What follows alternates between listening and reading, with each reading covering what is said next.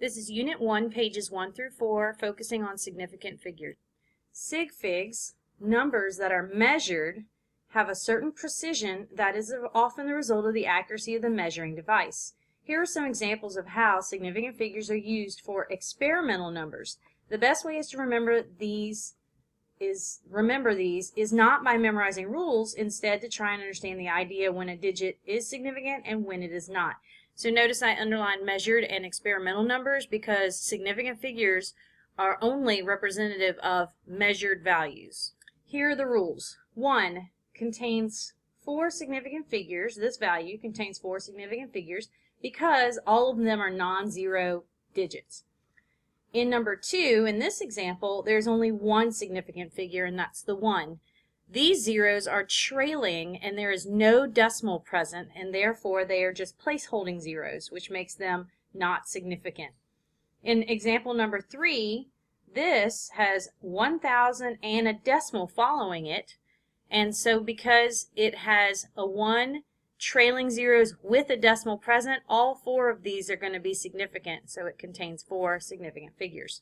In number 4, this value, 10.001, is going to contain 5 significant figures. They are all significant because the ones are both non-zero values and these are zeros sandwiched in between, and therefore they're going to be considered significant. In number 5, we have 10.0010. So from here to here, we know is significant with the rules from number 4. However, what about this zero? It is a trailing zero with a decimal present, and therefore it's going to be considered significant also. Consider that we could have written this number without the zero, and it would have been the same number, but we added the zero, so we must need it to represent the accuracy of the device. And so this is going to have 6 significant figures. In number 6, we have 0.001. This has only one significant figure, that one at the end. These are leading zeros, or place-holding zeros, and so they are not considered significant. Number 7, the conversion factor, 2.54 centimeters per inch, is what's called an exact number. It is a defined quantity and has an infinite number of significant figures.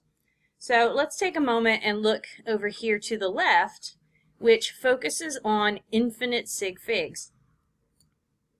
So a beryllium atom has 4 protons. The number 4 was obtained by counting, and we are absolutely sure the value is exactly 4, not 4.13 or 3.9. And so this has an infinite number of significant figures because 4 is considered an exact value that resulted from counting. In letter B, a dozen contains 12 things. This is considered an exact definition. So because 12 is an exact number or quantity, this is going to be an exact value, which means it has an infinite number of significant figures. A meter contains 100 centimeters.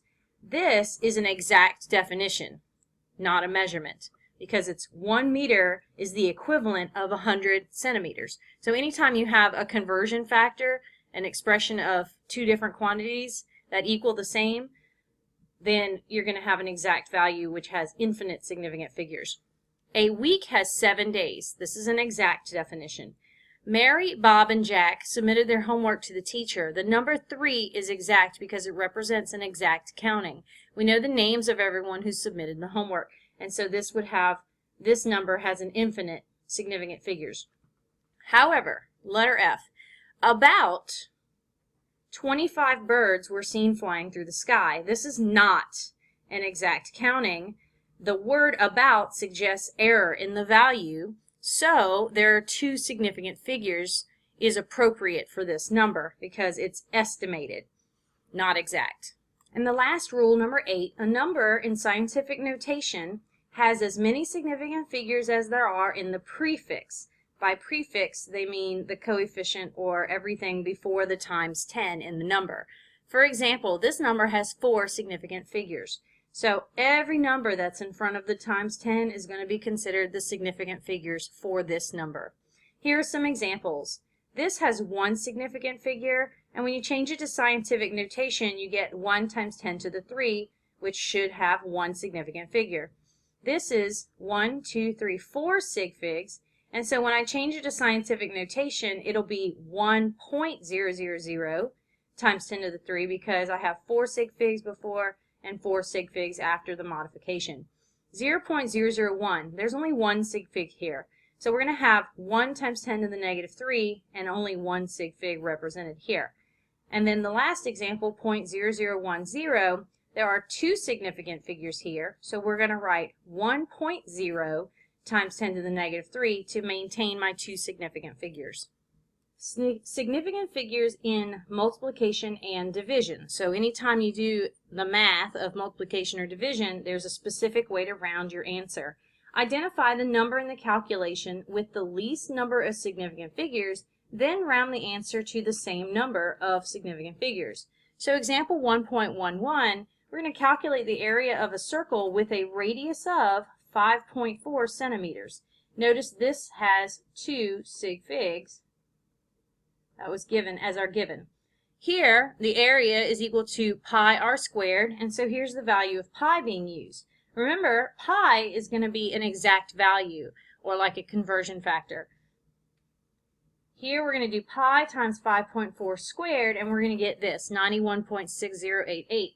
I need my final answer to also have two significant figures, which is going to round here. And so the 6 rounds the 1 up, and so we'll have 92 centimeters squared.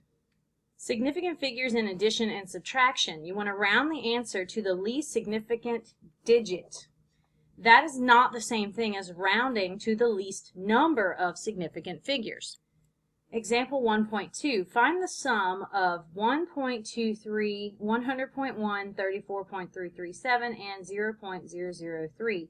with the correct number of significant figures. So because this is addition, the sum of, it's really easier to line everything up vertically by the decimal place, and then notice that the least significant digit is going to be as far as you can go, which happens to be here based on this value. Another way you can look at this, not only as the least significant digit, but it's also the least decimal places. So this number stops at the tenths place, whereas this one stops at the hundredths, this one stops at the thousandths, and this one also at the thousandths. So the tenths place is going to be considered the least significant digit, and so I have to round my final answer also to the tenths place. And because this is followed by a 7, it's going to round up, and that's going to give us 135.7 as our final answer. Another way you can think of it is you have to round off based on the column, the last column in which you know all of the values. So in other words, here at the hundredths place, we don't know all 4 of these values. We're missing this one. And so therefore, these are not going to be considered significant. Same thing here. We're missing both of these, so those are not significant. However, here we have all of the values, and therefore this is where the least significant digit resides. Here's your note card for this section, so you can pause the video and copy it down.